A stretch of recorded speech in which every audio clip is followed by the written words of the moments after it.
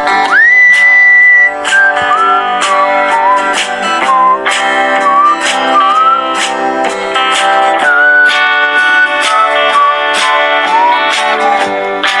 guys! Muli po si Ate Yoli ay nagbabalik po sa inyo. Magandang umaga at magandang tanghali at magandang gabi.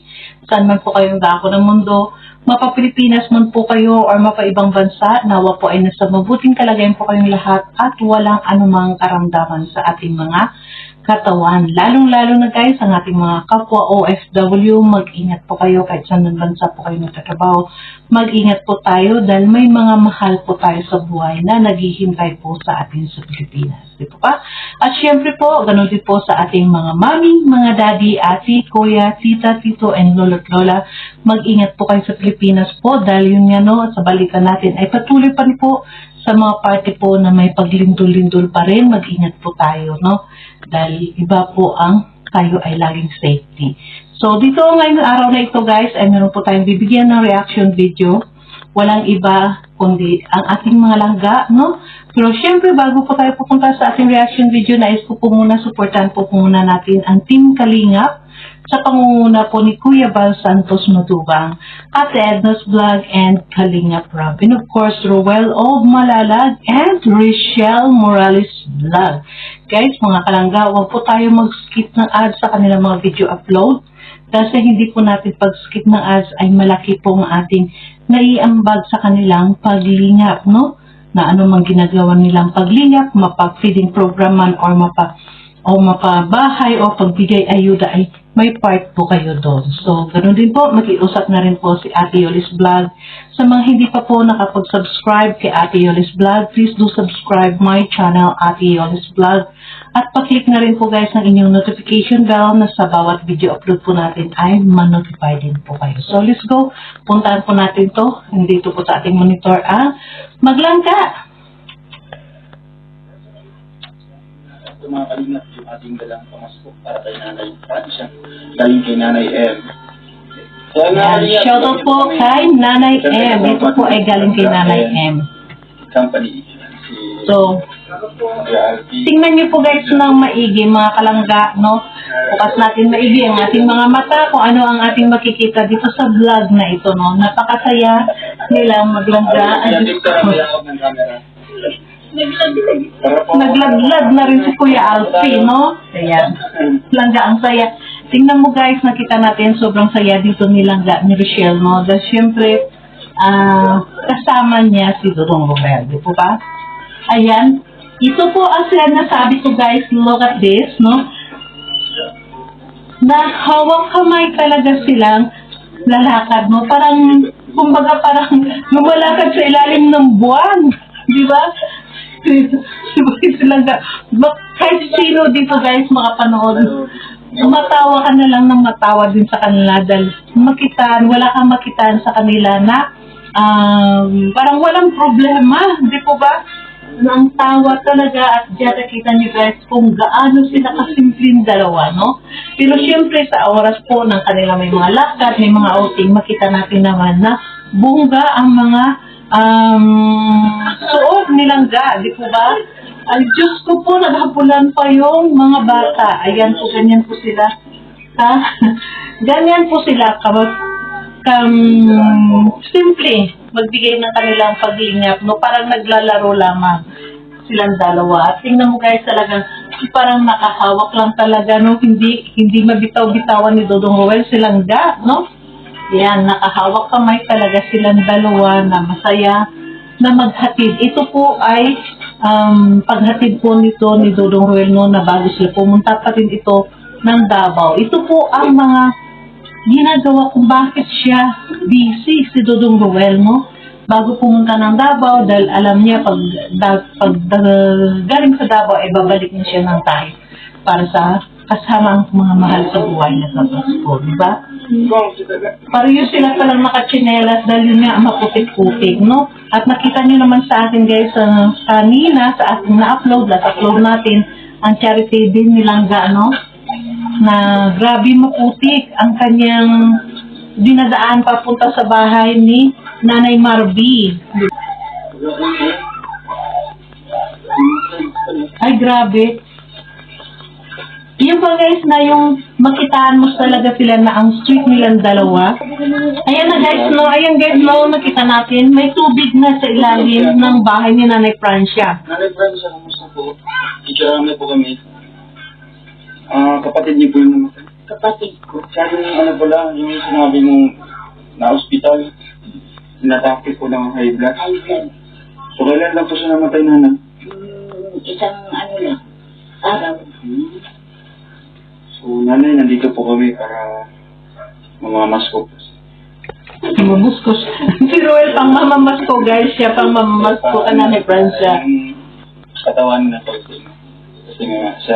Malungkot. Siyempre malungkot si Nanay Francia dyan dahil siyempre may patay nga sila Nanay, guys. kumusta po ang lote doon?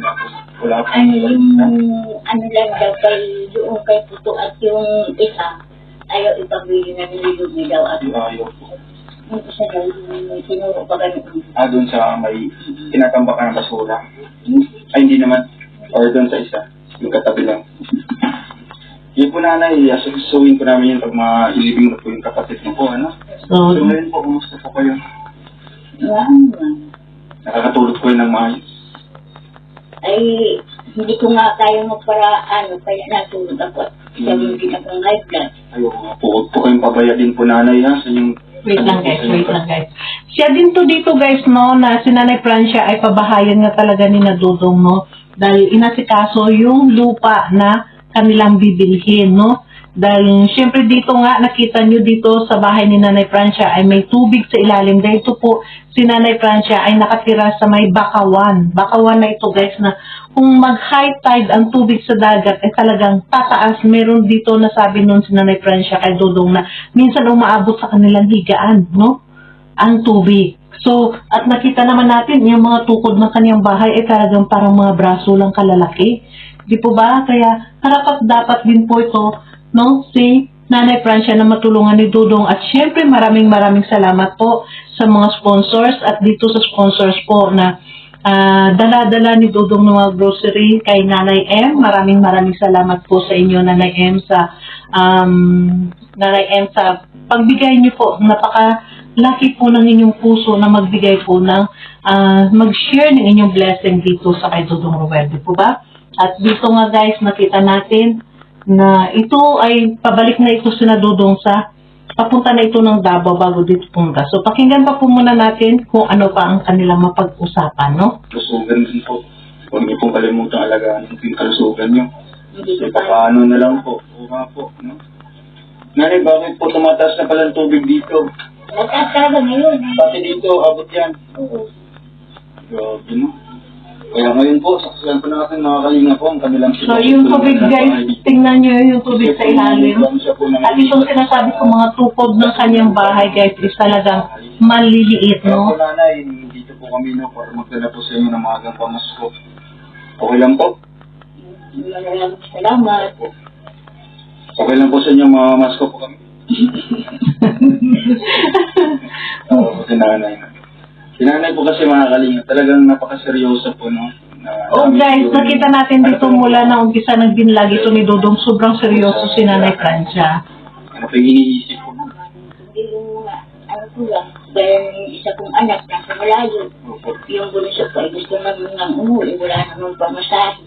Ay, yung bunso. Yan yung bunso mo na nasa Visayas po. Yung garbo, yung gagdala. Gusto niyang umuwi para makasama po sa inyo. Pahinaan lang natin guys, no? Habang Sabi ko, wala naman ako ipapadala sa iyong pira. Wala naman akong pira. So, yun po ang medyo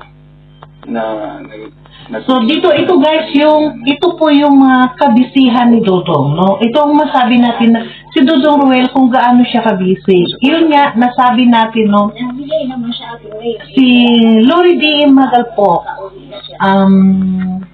isa po sa mga witness kung paano po si Dudong Roel busy sa kanyang mga tinutulungan.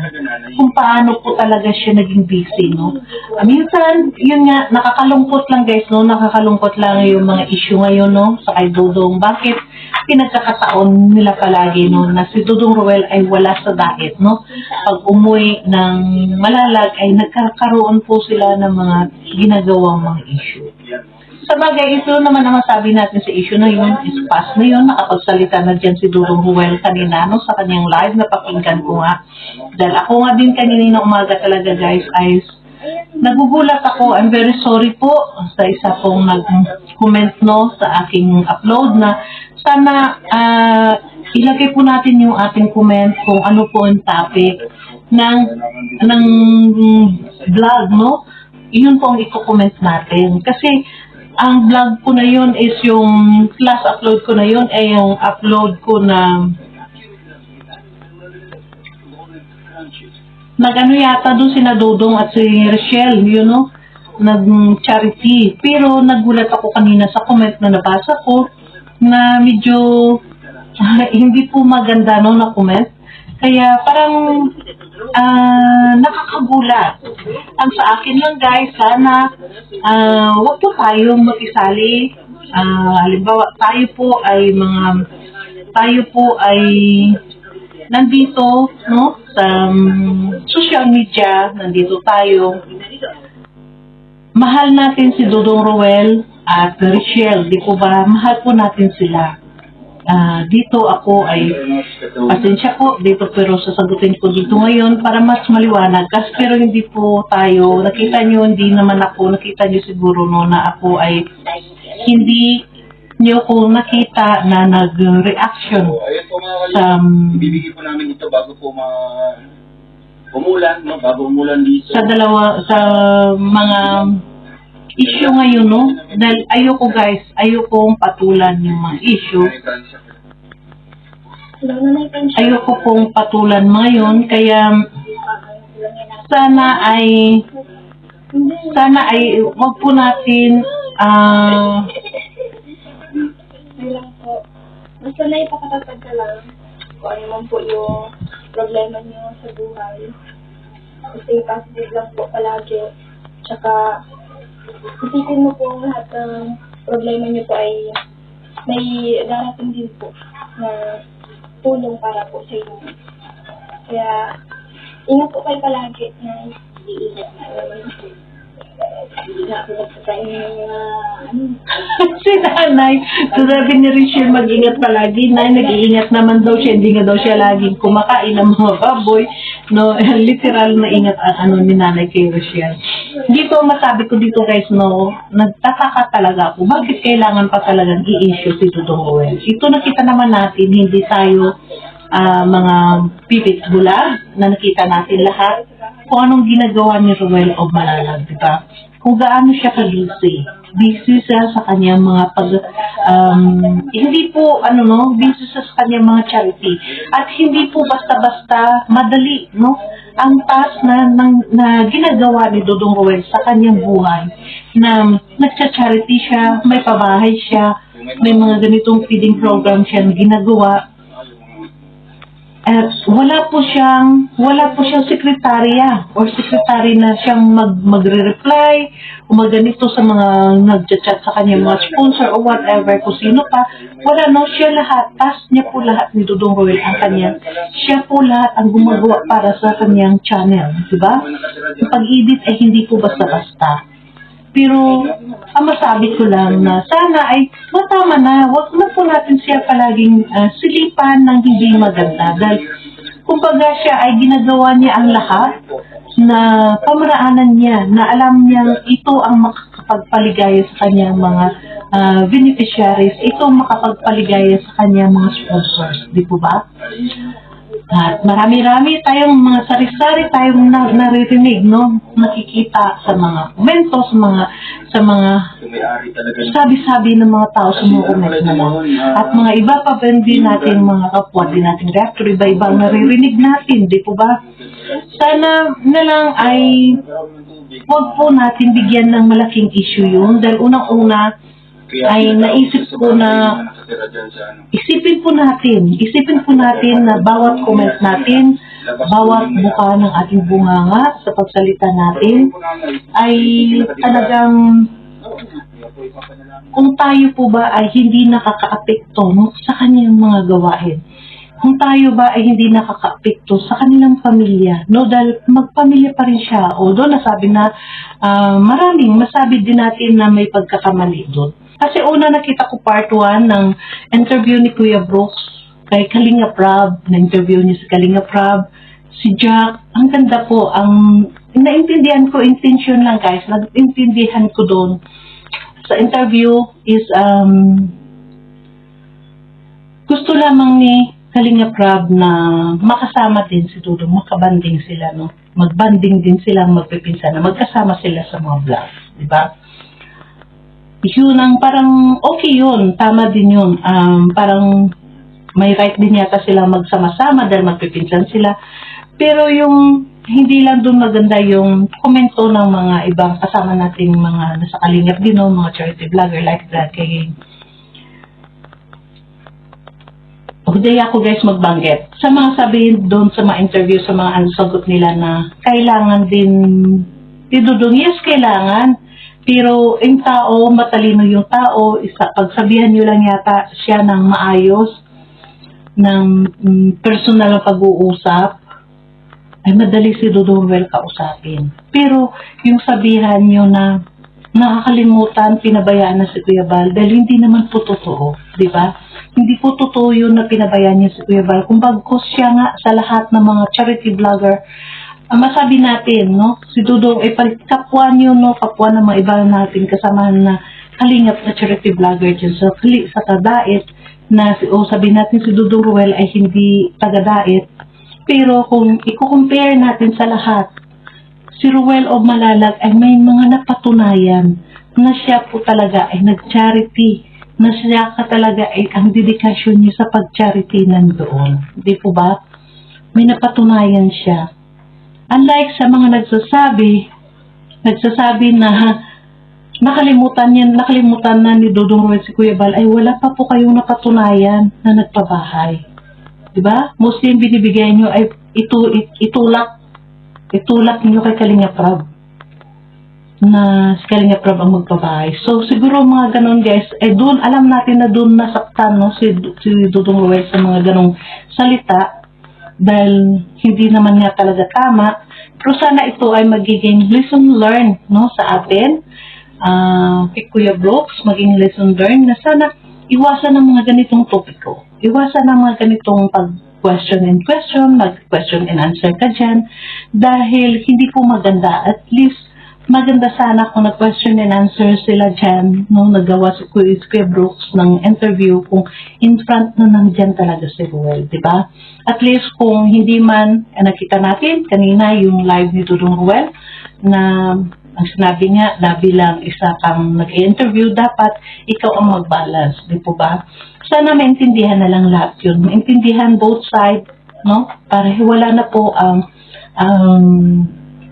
samaan ng loob. Dahil kahit paano po ay magpamilya po yun. At sana pakiusap ko sa mga kapwa ko kalingap at kapwa kong nagmamahal sa Rochelle, pakiusap po, tayo po na nagmamahal, ay huwag po tayo mag-comment ng medyo hindi po na maganda, medyo masakit, no, dahil kahit paano, kung mag-comment man tayo ng hindi maganda, na dahil gusto nating saktan, maramdaman ni Kuya Brooks ang sakit, na sa mga comment natin, isipin naman po natin guys, na si Kuya Brooks may anak din, na si Kalingap Dan, no?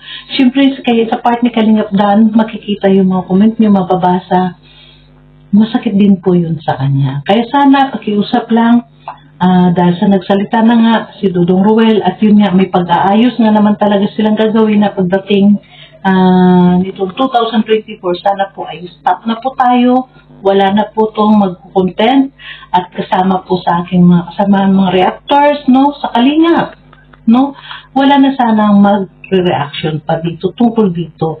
Una, nakita naman natin guys, no, maraming nag-reaction sa mga ganitong may mga issue, marami talagang mag-reaction, diba? Pero, nakita ba natin na nag-reaction sila sa mga ganito, sa mga ayuda ni Dudong Ruel, na simpleng ayuda ganito, nag-reaction ba sila? Wala, di ba? Hindi sila nag-reaction dahil hindi viral.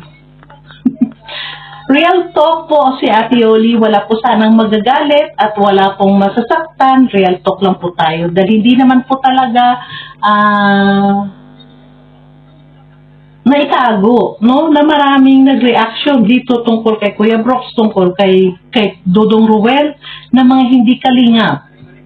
Hindi sila kalingap pero nag-reaction po dahil alam nila yung views ay makukuha nila, yung subscribers, dahil siyempre nakita natin guys, ang mga nagmamahal sa kay Dodong Ruel, kay Rochelle, kay Ruel of Malalag. Pag nakita nilang pinagtanggol mo si Dodong Ruel o si Rochelle, ay talagang isasab ka nila. Diba? Pero sana tayo naman na mga totoong nagmamahal, no? Nagmamahal tayo sa kanilang dalawa.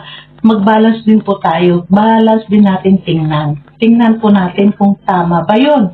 No? Kasi, ano pa rin po itong magpamilya, tiyuhin pa rin po nila yun, no? Yun na po guys, wala po kung ibang ibig sabihin dito. Dahil kung sana, maaari lang, good vibes po tayo. Dahil ang ganda po na daloy ng mga charity vlog ni Dodong Ruel doon sa Davao. Nakadalawa na si Dodong Ruel feeding program doon na nakikita natin na hindi basta-basta ang mga tao binigyan lamang ng bigas ayuda or ng pa-Jollibee, kundi binigyan ng kasayahan. Di po ba? Kaya sana tayo lahat dito ay ma-learn po natin ang lahat ng mga nangyayari. Huwag po tayo basta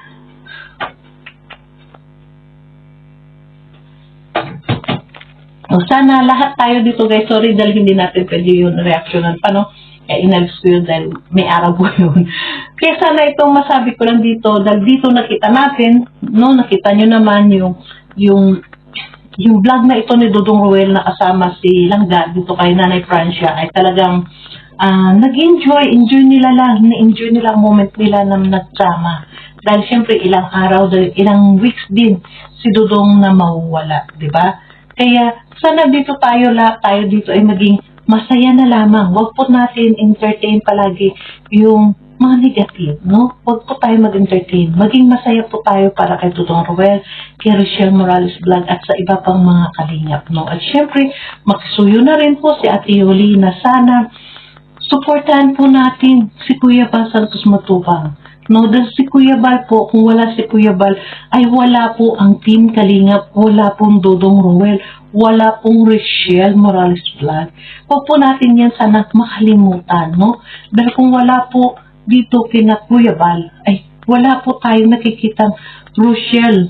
Yun lang po. Sana tayo kung talagang mahal, alam po marami tayong reason, maraming reason po kung bakit natin minahal si Ruel of Malalag at Rochelle Morales Vlog. Pero alam ko marami po dahil dito napatunayan na nga talaga kung gaano kamahal ng mga sponsors, ng mga solid Rochelle. Kaya itong nasabi ko sa kay Dodong Ruel na nang nag-live ay nakapag-comment nga tayo doon na wag na lang pansinin, mga ganun. Dahil totoo, ang tangi lang nakakaintindi at nakakaunawa sa lahat ng sitwasyon ngayon, kundi ang totoong nagmamahal sa dalawa, kay Ruel of Malalag and Rochelle Morales Vlog. Diba? Kung tunay, malalim yung pagmamahal mo sa kanila, naintindihan mo sila, intindihin natin ang salita ding pamilya, no? Hindi po tayo makapag-comment ng hindi po maganda sa kanila, di ba? Kasi una po ay sa comment po minsan ay natitrigger yung mga damdamin ng isa't isa. Siyempre mga tao po yan, masasaktan din po yan, no? Kaya nakita ko. Kaya po guys, I'm sorry kung bakit nakapagsalita ko nito. Wala po akong pinapanigan po sa akin lang sana ay maging happy lang po tayo. Kasi nakakalungkot po. No, kaya hindi po ako nagsalita na kung anong dahil nakita ko, pinanood ko yung mga live ni Kuya Brooks, pinanood ko sa live ni Dodong Ruel. Nito nga, nitong late na lang, nitong last nito na bago ako nag-live din, bago ako nag-reaction dito, ay nakita ko guys yung live ni Kuya Brooks no, na parang humihingi ng pasensya or dispensa, no, na siyempre nasaktan si Kuya Awe, no, sa mga nangyayari. Siyempre anak niya yun. Kaya sana tayo po na mga nagmamahal po, pakiusap, tayo pong nagmamahal sa kay Dudong Roel. Huwag na po tayo sana magbas or magsalita ng hindi maganda, no, sa kanila dahil magpamilya po yun. Na bagpo sa pinakamaganda po, pagdasal po natin na maliwanagan po ang bawat isa sa kanila. Dahil alam po natin, nakikita ko po dito yung ano kasi, yung kumbaga yung iba-iba yung sa Bisaya, alam ko kasi Bisaya alam ko po may mga diretso silang gustong iparating sa isa't isa. Kaya sana maunawaan natin lahat ng mga viewers na mga nagmamahal, huwag po tayo, magdistansya po tayo, huwag po tayo makisali, no? Huwag po tayo mag-comment kung yung bugso ng damdamin mo ay nandyan pa. Dahil makapagsalita po tayo ng hindi maganda. Di po ba?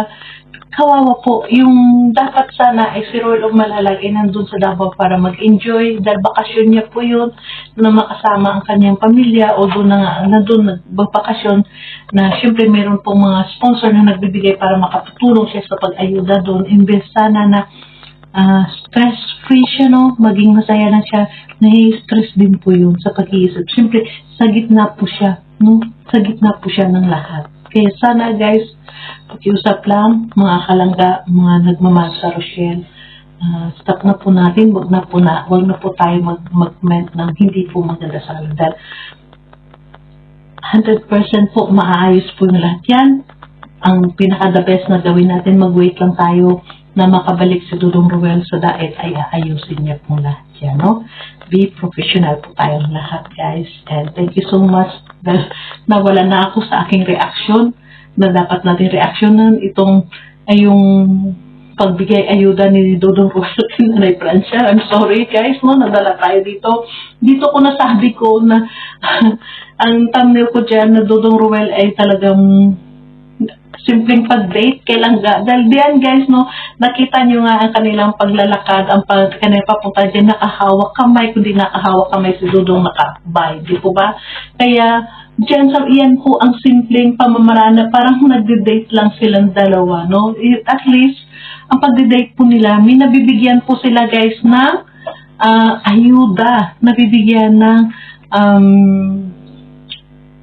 tulong si Nanay Francia. At dyan pa pala balik tayo. Dyan pala din nasabi ni Dudong, nagtanong si Dudong, no, bakit may tugtog, may karaoke, may patay sila, may karaoke. Yun nga, di ba nasabi? Siguro masabi ko dyan, siguro yung namatay, before siya namatay, no, siguro ayaw niyang malungkot ang kanyang pamilya. Kasi meron po yung nangyari sa amin noon, sa Iloilo. Nung namatay siya, bago siya namatay, nagsabi talaga sa mga pamilya na huwag kayong umiyak. Bagkus maging masaya kayong nawala ko dahil nakapagpahinga na ako. Ganun, di ba? At doon yan, guys, sa kanyang paglibing ay talagang tugtog talaga na disco talaga. Yung tugtog pa ni Michael Jackson talaga. Kaya siguro yun ang reason dyan kung bakit mayroong karaoke. Dahil pagdating ni Dudong dyan, guys, yung doon mismo sa namatayan ay may nagtutugtog ng karaoke pa natin po ba? Kaya, thank you so much, guys, and God bless everyone. Sana po, bukas maging maayos na tayo. Abangan niyo po yung ating reaction, guys, dito sa feeding program, no? And thank you so much. Bye! Mag-ingat po kayo, guys, kahit sa mga bansa po kayo. Nagtatrabaho mga kapwa ko OFW, mag-ingat po kayo at inulit po ang ating mga mami, mga daddy, ate, kuya, tito, tita, lolo't lola, mag-ingat po kayo sa Pilipinas po dahil may mapaglindol-lindol pa rin po, no? Kaya maganda po ang safe po tayo palagi. God bless everyone. Bye!